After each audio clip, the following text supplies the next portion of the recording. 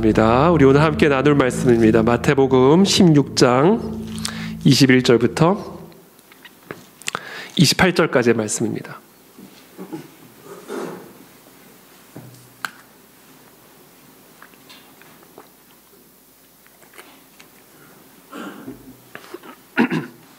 마태복음 16장 21절부터 28절까지 저부터 여러분들과 함께 한 절씩 교독하겠습니다. 저부터 읽겠습니다. 이때로부터 예수 그리스도께서 자기가 예루살렘에 올라가 장로들과 대제사장들과 서기관들에게 많은 고난을 받고 죽임을 당하고 제3일에 살아나야 할 것을 제자들에게 비로소 나타내시니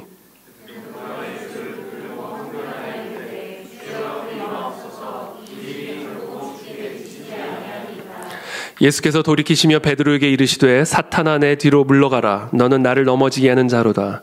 네가 하나님의 일을 생각하지 아니하고 도리어 사람의 일을 생각하는도다 하시고 제자들에게 이르시되 누구든지 나를 따라오려거든 자기를 부인하고 자기 십자가를 지고 나를 따를 것이니라. 누구든지 제 목숨을 구원하고자 하면 잃을 것이요 누구든지 나를 위하여 제 목숨을 잃으면 찾으리라. 사람이 만일 온 천하를 얻고도 제 목숨을 잃으면 무엇이 유익하리요? 사람이 무엇을 주고 제 목숨과 바꾸니 인자가 아버지의 영광으로 그 천사들과 함께 오리니 그때 각 사람이 행한 대로 갚으리라. 진실로 너희에게 이르노니 여기 서 있는 사람 중에 죽기 전에 인자가 그 왕권을 가지고 오는 것을 볼 자들도 있느니라. 아멘. 네, 2022년 우리 그안의 진리교회 표어는 제자가 되어 제자 삼으라입니다. 우리 함께 한번 다 같이 한번 따라 해볼까요? 우리 요 앞에 표어가 있는데요. 함께 읽어보겠습니다. 시작. 제자가 되어 제자 삼으라. 아멘. 올 한 해 우리 그안의 진리교회 모든 성도님들이 진정한 그리스도의 제자가 되시기를 축복합니다. 그리고 제자를 삼는 우리 모두가 되기를 축복하고 그러한 한 해가 되기를 기도합니다. 다사다난했던 올 한 해를 마치고 이제 새해를 맞이하게 되는 오늘 밤 제 마음을 떠나지 않고 끊임없이 맴돌고 있는 질문이 하나가 있습니다. 과연 우리는 이 시대를 살아남을 수 있을까? 1938년 9월 9일부터 15일까지 평양 서문박 교회에서 조선과 만주 27개 노회 총대 193명이 모여서 조선 이수교 장로회 제27회 총회를 개최했습니다. 오전 10시 50분경 평양 노회장 박영률 목사가 신사 참배를 결의하자는 제안을 하여 즉시 가결했습니다. 그리고 성명서를 발표합니다. 아등은 신사는 종교가 아니요. 아등은 이제 우리라는 의미입니다. 우리는 신사는 종교가 아니요. 기독교의 교리에 위반되지 않는 본의를 이해하고 신사 참배가 애국적 국가 의식임을 자각한다. 그러므로 이에 신사 참배를 솔선 여행하고 나아가 국민 정신 동원에 참가하여 비상시국하에 있어서 총후 황국 신민으로서 적성을 다하기로 기한다. 전남 노회는 전국 27개 노회 중에 유일하게 노회 보고서에 신사 참배를 결의한 내용을 총회에 제출하여 총회록에 남겼습니다. 1938년 5월 6일부터 10일까지 목포 양동교회에서 열린 전남노회 제30회 정기노회는 다음과 같은 내용을 노회록에 담았습니다. 특별상황은 금춘 정기노회에 오랫동안 문제로 되어오던 참배 문제에 대하여 당국의 지시대로 신사는 종교가 아니요 참배는 국민정신 통일을 위한 국가의식임을 인식하고 본 노회로서도 참배함이 국민의 당연한 의무인 동시에 교회 지도상 선명한 태도인 줄을 알고 이를 결의 실행하는 동시에 관내 각 교회에 통지하여 일반 교인으로 취할 것을 보였사오며 제27회 총회에 참석한 전체 27개 노회 중에 공식적으로 신사 참배를 결의한 노회는 17개였습니다. 이때 일제는 총회에 참석할 총대들은 신사참배를 찬동하는 자들로만 선정할 것을 지시했습니다. 당시 총회에 참석하고 상황을 목격한 김양선 목사는 당시의 상황을 기록으로 남겼습니다. 그 기록에 따르면 당시 일제는 각 지방 경찰서를 통해 총대로 선정된 노회 대표들에게 다음 3개의 조건 중 택일할 것을 강요했습니다. 첫 번째, 총회에 참석하면 신사참배가 죄가 아니라는 것을 동의할 것. 두 번째, 신사참배 문제가 상정되면 침묵할 것. 세 번째, 상기 양안을 실행할 의사가 없으면 총대를 사퇴하고 참석하지 말 것. 그리고 이 3조건을 모두 불응하는 사람들은 구속, 투옥했습니다. 오늘날 교회가 그리고 그리스도인이 당면하고 있는 이 세상의 위협과 도전은 기독교인들에게 신사 참배를 요구했던 그 일제의 요구 못지않게 집요하고 단호합니다. 오늘날 수많은 그리스도인들도 현 시대에 우리를 대적하는 세력의 적개심을 제대로 이해하지 못하고 있고, 당시 신사참배를 결의한 조선교회처럼 속절없는 굴복으로 주 예수의 주되심과 권세는 계속해서 배반을 당하고 있습니다. 지금 우리는 전체 인류에게 있어서 매우 엄중한 시기인 동시에 결정적인 결전의 순간을 앞두고 있습니다.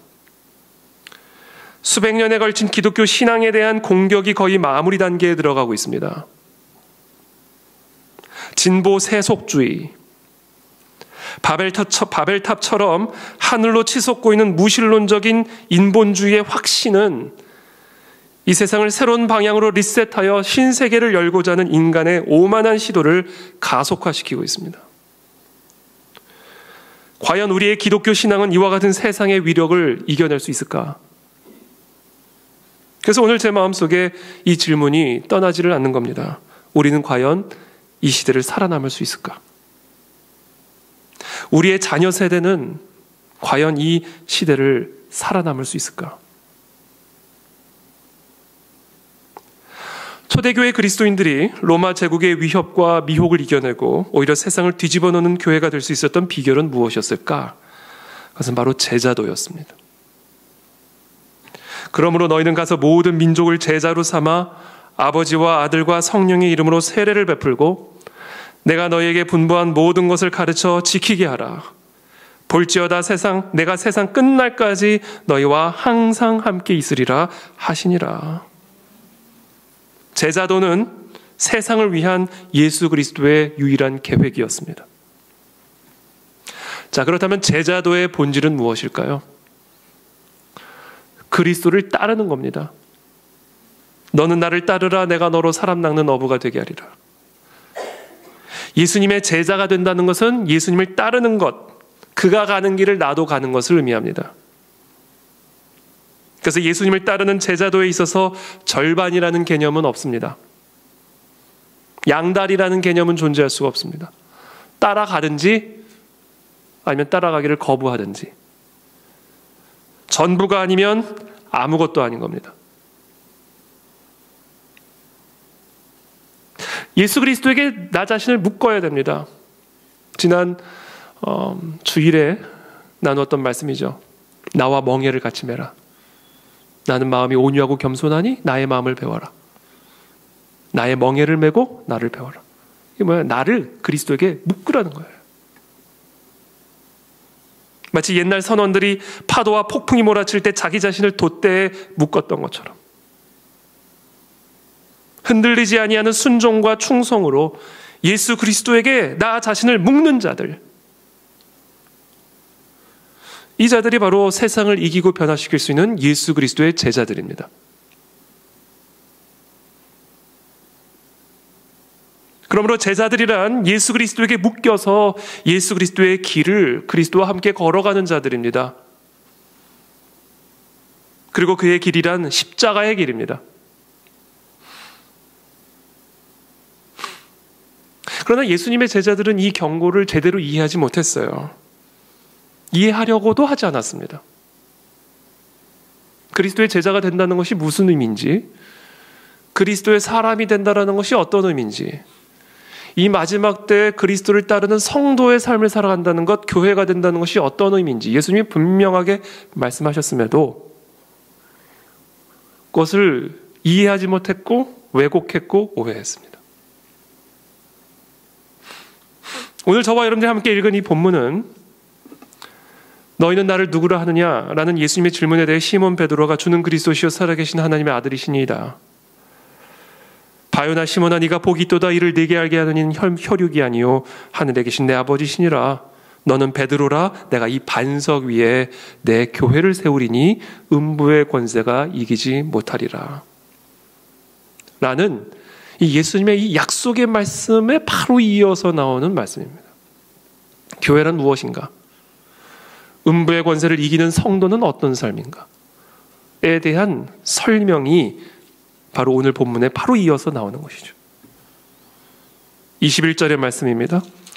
이때로부터 예수 그리스도께서 자기가 예루살렘에 올라가 장로들과 대제사장들과 서기관들에게 많은 고난을 받고 죽임을 당하고 제3일에 살아나야 할 것을 제자들에게 비로소 나타내시니. 이 말을 들은 베드로는 그 의미가 어떤 의미인지를 조금 더 구체적으로 질문하는 대신에 안 된다라고 외쳤어요. 그래서는 안 된다라고 외쳤어요.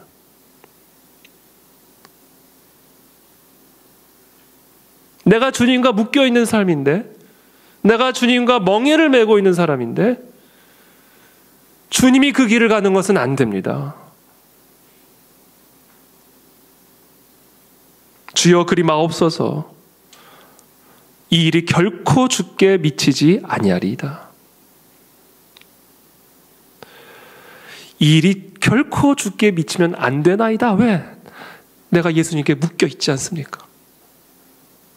그런데 예수님이 그 길을 걸어가면 나는 어쩌란 말입니까?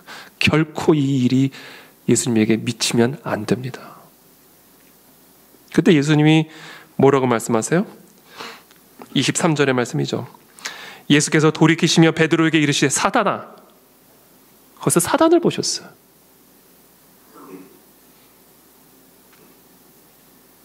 내 뒤로 물러가라. 너는 나를 넘어지게 하는 자로다. 네가 하나님의 일을 생각하지 아니하고 도리어 사람의 일을 생각하는도다.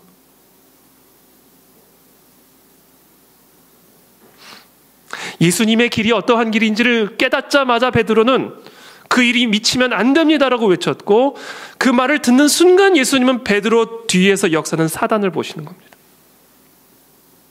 베드로야, 이 길을 너와 내가 함께 걸어가지 않으면, 네가 나에게 묶여서 내가 가는 이 길을 네가 나와 함께 걸어가지 않으면 음부의 권세를 이기는 권능이 주어질 수가 없다. 그래서 나는 너의 이 항변 속에서 사단을 본다.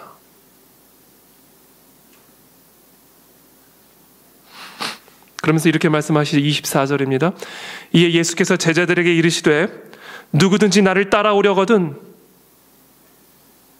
자기를 부인하고 자기 십자가를 지고 나를 쫓을 것이니라.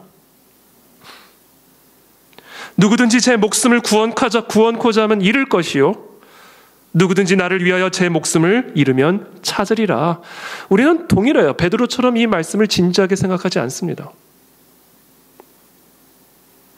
이 일이 우리에게 일어나면 안 됩니다라고 항변만 할 뿐이지, 이런 일이 내게 일어나는 것을 나는 결코 인정할 수 없습니다라고 항변만 할 뿐이지,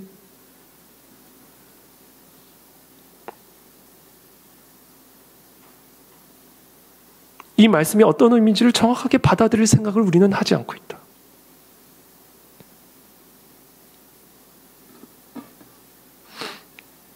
주님의 삶은 거절과 고통과 괴로운 죽음으로 끝났습니다.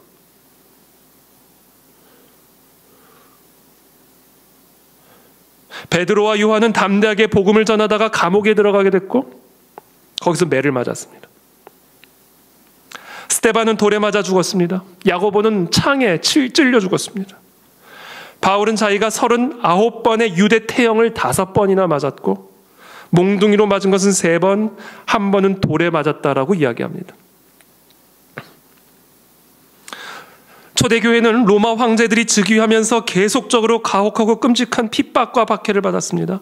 네로, 도미티아누스, 트라야누스, 플리니아누스, 마르크스 아우렐리우스, 데시우스, 디오클레티아누스 등의 황제가 재위하던 이 시대의 기독교 박해는요,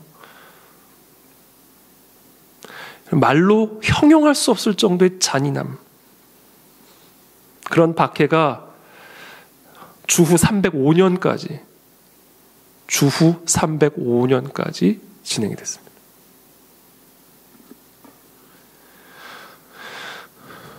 근데 여러분, 이거는 전혀 놀랄 일이 아니었다라는 거예요. 왜냐하면 예수님은 제자들이 당할 그 위협에 대해서 계속적으로 경고했기 때문에 그래요. 사람들을 조심해라. 저희가 너희를 공회에 넘겨주겠고 저희 회당에서 채찍질하리라. 너희가 나를 인하여 총독들과 임금들 앞에 끌려갈 것이다. 그러나 두려워하지 말라. 육을 죽일 수 있는 사람을 두려워하지 말고 영과 육을 함께 지옥에 멸할 수 있는 사람을 두려워하라. 라는 이 말씀을 제자들은 진지하게 생각한 적이 없었던 거예요.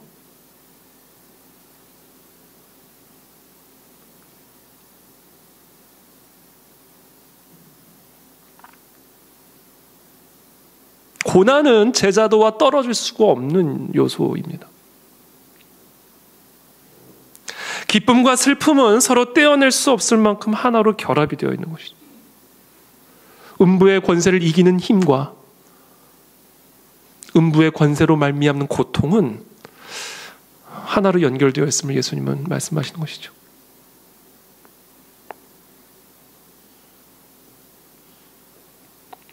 하나님께서 우리의 삶에 심오한 역사를 일으키실 때에는 정말 심오한 고난 가운데 있을 때 임을 예수님은 계속해서 말씀하시는 겁니다. 그래서 교회사는 이와 같은 제자들의 순교적인 역사 속에서 그 꽃을 피우게 되는 것을 우리는 이제 교회사를 통해서 보게 되는 것이죠.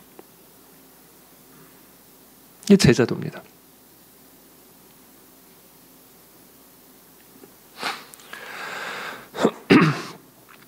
리차드 원브런트 목사는 이 공산주의 치하 루마니아의 지하 교회를 이끌었던 핵심 인물 중에 한 사람입니다. 그는 기독교인이라는 이유로 14년이 넘도록 공산주의 감옥에서 곤봉으로 가차없이 구타당했고 약물 주입을 받아 정신 착란을 겪었고 뼈가 드러날 정도로 발에 채찍을 맞았습니다. 원브런트 목사는 결국 몸값 $10,000를 지불하고 루마니아를 가까스로 빠져나올 수가 있었습니다. 그 석방된 이 원브런트 목사는 안락하고 즐거운 여생을 보내는 대신에 핍박받는 교회들의 목소리가 되는 일에 전념하기로 헌신을 합니다. 원브런트 목사는 자유세계에서도 루마니아에서 일어난 똑같은 일이 되풀이되고 있음을 선명하게 볼 수 있는 눈을 갖게 됐어요. 자유세계에도 핍박이 임할 것이라는 사실, 자유세계에 곧 임할 핍박을 교회가 준비할 수 있도록 헌신해야겠다라고 다짐을 합니다. 그리고 쓴 책이 지하교회를 준비하라 라는 책입니다. 그 책에 보면 호주를 방문한 이 원브런트 목사가 자녀들에게 쓴 편지의 내용이 수록이 되어 있습니다. 제가 그대로 발췌를 했는데 읽어드리겠습니다. 얘들아, 공산국가에서 고통받는 사람들을 돕자고 말을 하면 여기 호주의 자유세계에 있는 사람들은 엄청난 반응을 보인다. 하지만 이 사람들은 정작 자신들이 살고 있는 자유세계에 관해서는 아무 관심이 없다. 이런 상황을 보니 유대인 사이에 전해 내려오는 이야기 하나가 떠오른다. 어떤 거지가 집마다 다니며 구걸했는데 헛수고였어. 아무도 먹을 것을 주지 않았지. 그러다 눈길에 미끄러져 다리가 부러지는 바람에 병원에 실려갔어. 사람들 모두 거지를 불쌍히 여기고 온갖 좋은 것들을 가져다 주었지. 그러자 거지는 나는 다리가 부러진 것에 대해 하나님께 정말로 감사해 라고 아내에게 편지를 썼단다. 사람들은 어려움에 빠진 사람들을 도와주는 것은 좋아하지만 어려움이 오기 전에 방지하자고 하면 관심을 보이지를 않아. 사람들은 순교자를 도와주는 건 좋다고 생각해. 그렇지만 아시아의 공산화를 막자고 하면 그건 정치적인 문제니까 말하지 말라고 잘라버리지. 리차드 원브런트는 자유세계교회가 자신의 조국 루마니아 교회의 전철을 밟고 있다는 사실을 선명하게 볼 수 있었습니다. 그는 다가올 힘든 시기와 기독교 가치의 쇠퇴에 대처할 수 있도록 자유세계교회를 하루속히 준비시켜야 한다는 점을 너무나 깊이 볼 수 있었습니다. 그러나 자유세계교회의 지도자들은 공산주의 세계에서 기독교인들이 핍박받고 있다는 사실을 제대로 믿으려 하지도 않았고, 자유세계교회의 자유가 축소되고 있다는 사실도 제대로 믿으려 하지 않았어. 교회는 이상하리만큼 핍박을 예상하지 않았습니다.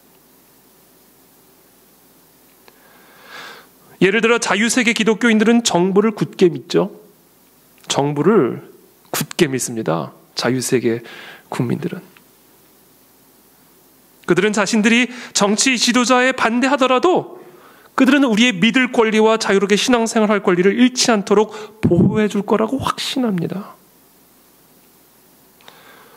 그들은 법원이 우리의 자유를 보호해 줄 거라고 확신하고 있고, 개인적으로 억울한 일을 당하면 바로 잡아줄 것이라고 확신하고 있어요. 사도 바울이 말한 것처럼 그리스도 예수 안에서 경건하게 살고자 하는 자는 박해를 받으리라 분명히 경고했음에도 불구하고 자신이 지리적으로 자유세계에 사니까 박해를 받지 않겠지 생각하는 경향이 있다. 원브런트 목사의 말입니다. 그러나 원브런트 목사는 이미 40년 전에 자유세계교회가 언젠간 심각한 핍박을 받게 될 거라는 사실을 봤습니다. 핍박이 단지 정치 체제 변화로만 일어나지는 않을 거라 생각했어요. 그가 생각한 진짜 핍박의 원인은 어떤 정치 체제가 아니에요. 비록 공산주의 감옥에서 14년이나 갇혀 지내면서 공산주의로 말미암아 어마어마한 핍박을 받았지만 원브런트 목사가 본 것은 공산주의 자체가 아닙니다. 공산주의 안에서 작동하고 있는 힘이었어요. 공산주의라고 하는 정치 체제 안에서 역사하는 권세였습니다. 공산주의는 그릇에 불과했어요. 그 그릇 안에는 하나님에 대한 반역의 영이 있었습니다. 우리의 싸움은 혈과 육의 싸움이 아니오 이 어둠의 세상 주관자들과 하늘에 있는 악의 영들이라는 사실을 이 공산주의 체제 안에서 선명하게 받고, 공산주의라는 체제는 그릇에 불과했어요.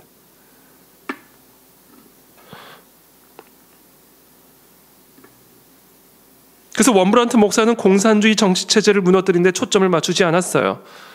그는 공산주의는 사단의 세력이고 사람들은 그 영적인 힘에서 벗어나야 한다는 사실을 알았습니다. 공산주의자들이 적이 아니었어요. 사단이 적이었지. 사단은 공산주의 체제든 자유민주주의 체제든 그것을 그럴싸한 구실로 사용할 뿐입니다. 이 원브런트 목사가 쓴 책 가운데 마르크스와 사탄이라는 책이 있습니다. 거기서 원브런트 목사는 이렇게 썼어요. 1968년 프랑스에서 폭동이 일어나는 동안, 그러니까 68혁명을 의미합니다. 사단주의의 7단계의 비밀이 기록된 포스터를 파리 대학교에서 보았을 때 나는 정말 경악했다. 그들의 비밀은 금지하는 것은 금지다라는 문구로 간략히 요약되어 있었다. 68혁명이라고 하는 것은, 이것은 자유세계에서 일어난 문화혁명이죠. 모든 금지를 금지한다.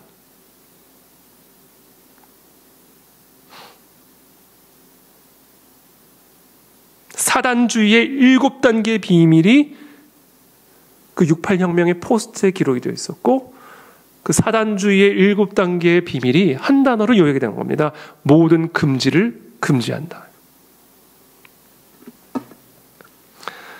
사단은 공산주의 체제를 도구로 써서 엄청난 혼란을 일으켰습니다.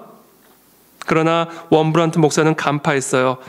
사단은 어떤 특정 정치나 경제 영역에서만 전략을 펼치지 않는다라는 사실을, 정치, 경제, 과학, 종교 영역에서도 금지하는 것을 금지한다라는 말은 계몽된 윤리로 받아들여질 것을 분명하게 확신했습니다. 성혁명이라고 하는 영역을 통해 사단은 교회의 결정타를 날리기 위해서 애쓸 것이고, 교회를 향해 역사의 전례가 없는 핍박과 위협과 조롱이 시작될 것을 이 원브란트 목사는 정확하게 간파하고 있었죠. 그래서 이것은 공산주의의 문제가 아니라 공산주의 안에서 역사는 동일한 사단의 영이 자유세계 안에서도 동일하게 일하고 있음을 간파할 수가 있었던 것이죠. 그 결과 우리는 지금 미국의 사회를 보고 있고 유럽의 세계를 보고 있고 지금 대한민국 사회 코끝까지 와 있는 이 위기의 본질을 보게 되는 거죠. 한때 성경적인 진리에 뿌리를 내렸던 서구 국가들은 이제 하나님을 망각했을 뿐 아니라 자신들의 뿌리가 뭐였는지도 완전히 망각한 상태입니다. 이제 그들은 서구 문명의 뿌리를 잘라내고 그 근간이 되는 체계를 완전하게 스스로 무너뜨리고 있습니다.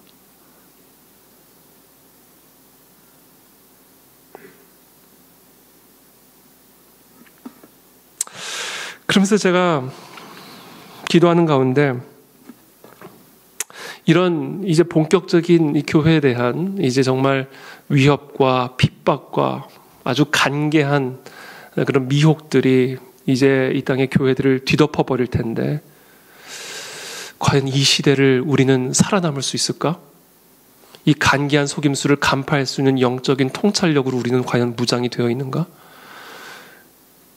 그리고 그런 관점으로 무장되어 있을 뿐만 아니라 그 관점을 위협하는 이 세상의 모든 위협을 우리는 감당하고 이길 수 있을까? 정말 우리는 예수 그리스도에게 묶여서 예수 그리스도의 그 길을 걸어갈 수 있는 우리들이 될 수 있을까? 여러분, 이제 두 종류의 신앙인들이 아마 분별이 될 거라고 저는 생각이 됩니다. 살기 위해 신앙을 갖는 사람과 신앙을 위해 사는 사람. 살기 위해 예수님을 따르는 사람과 예수님을 따르기 위해 사는 사람.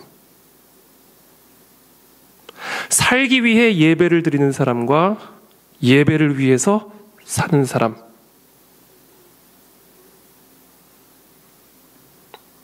프란시스 셰퍼 박사의 말처럼 이 시대는 이젠 적당하게 믿는 그리스도인들이 살 수 없는 시대를 만났습니다. 우리는 이것을 이겨낼 준비가 되어 있는가? 우리의 자녀들은 이런 시대를 이겨낼 수 있는 자녀들인가? 이게 저는 올 한 해를 마무리 짓고 새해를 맞이하는 제 마음을 완전히 지배하고 있는 생각입니다.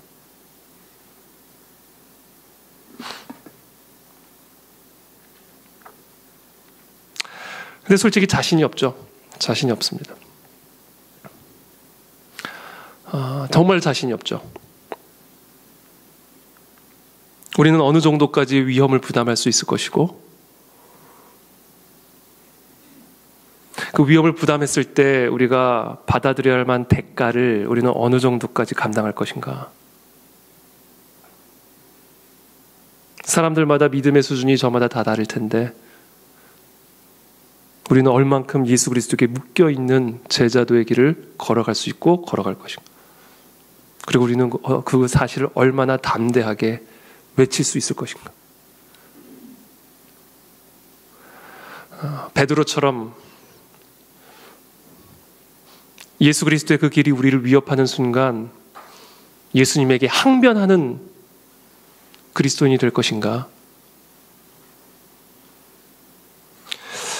아니면 예수 그리스도와 함께 그 길을 걸어가는 그리스도인들이 될 것인가? 제가 그 말씀, 그 마음을 제가 하나님이 주신 그 마음을 특별히 새해를 맞이하면서 또 우리에게 주신 이 표를 묵상하면서 생각하면서 이렇게 정리를 한 거예요. 아까 정리한 것처럼 살기 위해서 신앙을 갖는 사람과 신앙을 위해서 사는 사람이 분리될 거다. 살기 위해서 예수님을 따르는 사람과 예수님을 따르기 위해서 사는 사람이 이제는 분리되는 시대가 본격적으로 시작될 것이다. 살기 위해서 예배하는 사람과 예배하기 위해서 사는 사람이 이제는 분리되는 그런 시대를 우리는 만나게 될 것이다. 예수님이 베드로에게 음부의 권세가 이길 수 없는 교회에 대해서 설명하시면서 바로 이어서 설명하신 제자들의 길이었어요.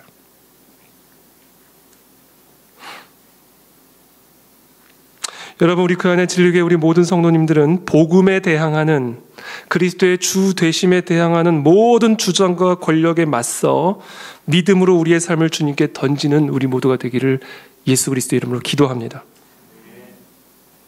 거침없이 돌진해 오고는 이 미래의 도전과 시련 앞에 끝까지 예수 그리스도께 충성할 수 있는 그리스도의 제자로 살아남게 되기를 기도하고 축복합니다. 더 이상 피할 수 없는 시대의 사명을 품고 신앙의 변절을 요구하는 이 유혹과 위협 앞에 당당하게 맞서 저항하는, 예수 그리스도에게 내 자신을 묶는, 그리스도의 멍에를 메고 그리스도와 함께 그 길을 걸어갈 수 있는 우리 모두가 되기를 진심으로 기도합니다. 이건 우리가 결단할 수 있는 문제가 아니에요. 주님의 은혜를 구해야 하는 문제입니다. 그래서 저는 오늘의 이 설교를 간절한 기도로 마무리 짓고 싶어요. 하나님, 우리도 베드로와 똑같습니다. 그러나 주님, 그 길을 걸어갈 수 있도록 우리에게 은혜를 베풀어 주십시오. 그것을 위해서 여러분, 우리에게 필요한 게 뭔지 아세요? 용기가 아니에요. 기쁨이지. 여러분, 용기가 이 세상을 이기게 만들지 못합니다. 사람의 용기가 이 세상을 이기게 만들지 못해요. 기쁨만이 이기게 만듭니다. 기쁨. 하나님으로 말미암는 그 기쁨만이 여러분, 예수 그리스도와 함께 그 십자가의 길을 걸어갈 수 있게 만드는 힘이 된다는 것이죠. 저는 이 시간 우리 사랑하는 우리 모든 그 안에 주의 성도님들, 오늘 우리 모두의 마음 안에 기쁨이 회복이 되기를 축복합니다. 하나님의 영광을 보시기를 축복합니다. 그래서 그 영광의 기쁨을 가지고 2022년 새해를 시작함으로 시대를 이기고 세상을 이기는 그런 진정한 제자로 세워질 수 있는 우리 모두가 되기를 예수님의 이름으로 축복합니다.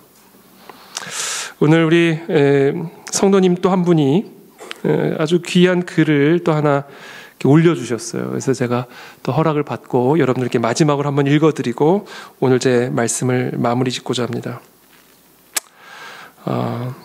지금 우리 많은 성도님들이 좀 아픈 그런 상황 속에서 사실 우리 모두가 다 마음이 무거운 그런 상태에서는 우리가 송우영신 예배를 드리지만 우리 권사님의 글이 우리 모든 분들에게 참 위로가 될 거라고 생각이 되어서 제가 한번 우리 성도님을 대신해서 한번 읽어드리겠습니다. 식구가 아프면 정말 마음이 너무나 아프고 안쓰럽고 내가 대신 아파주었음 하는 마음이 너무너무 절실해집니다. 우리 인생의 모든 것 안에서 알파와 오메가이신 주님께서 모든 것을 주관하심을 먼저 찬양드리고 감사드립니다. 특히 고난은 주님께서 사랑으로 시작하시고 사랑으로 끝내시는 것이며 고난을 통해 반드시 하나님의 목적을 이루시고 성취하실 것입니다. 세상 사람들의 눈에는 그것이 추하고 힘들고 어려운 것이지만 주님께서는 그 고난을 통해서 주님께서 받고 싶어 하시는 아름다운 것들을 받으시고 저희의 유익을 위해서 반드시 주님의 형상을 회복시키실 것입니다. 주님께서 긍휼히 보시고 자비를 베푸셔서 저희에게 주님의 긍휼의 마음을 주셔서 함께 마음 모아 간절히 기도합니다. 세상의 모든 교회는 주님께서 목적을 갖고 세우시는 것이지만 특히 우리 교회는 주님께서 아주 특별하고 특수한 목적을 가지고 부르신 교회라고 생각합니다.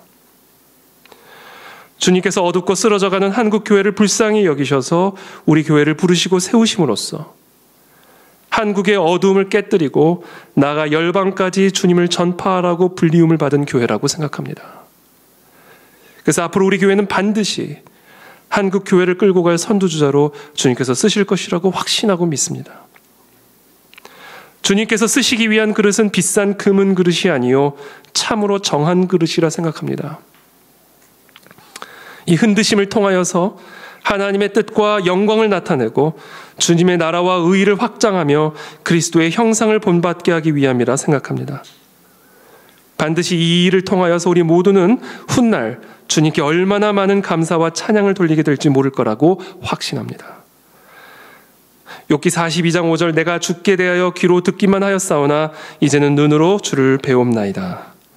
세상 끝날까지 아니 forevermore 영원 후까지 우리를 지키시고 함께 하시는 주님께서 기필코 우리도 욥과 같은 고백을 하게 하실 것이고 그 고백을 기쁘게 받으실 것이라 미리 찬양과 감사를 드립니다. 할렐루야 감사. 이렇게 귀한 글을 또 공유해 주셨습니다.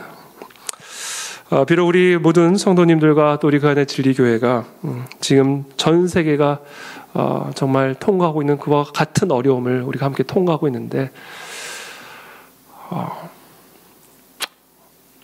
이 어려움을 우리가 제자도의 어려움으로 함께 받아들이기를 원합니다.